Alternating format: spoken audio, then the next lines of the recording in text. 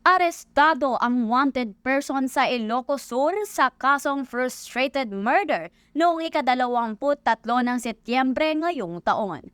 Kinilala ni Police Major Alexander John C. Danglit, Chief of Police ng Narvacan Police Station, ang suspect na si alias Ali, 46 taong gulang, may asawa, tricycle driver at residente ng Narvacan, Ilocos Sur. Naaresto ang suspect sa bisa ng warrant of arrest dahil sa kasong frustrated murder na may inirekomendang piyansa na 200,000 pesos.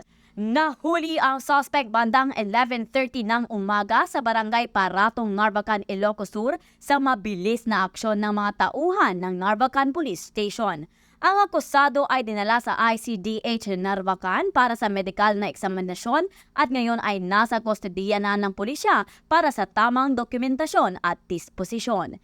Sa mga kababayan natin dito sa Narvacan, sinisiguro po ng inyong kapulisan na ginagampanan namin ang aming tungkulin na naayon sa batas. Makaasa po kayo na lalo pa naming pagigihin ng mga programa at aktibidad para mapanatili ang peace and order dito sa ating lugar.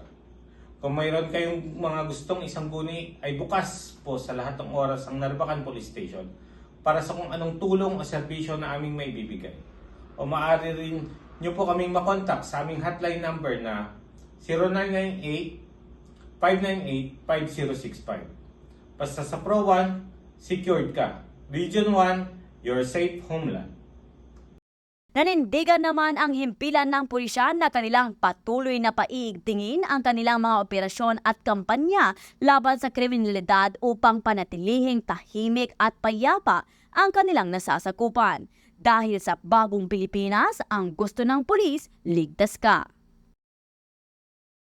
Mula dito sa Ilocos Region, ako ang iyong PNN correspondent, Patrolwoman Eileen R.V. Eustaquio, alagad ng batas, tagataguyod ng Balitang Pulis.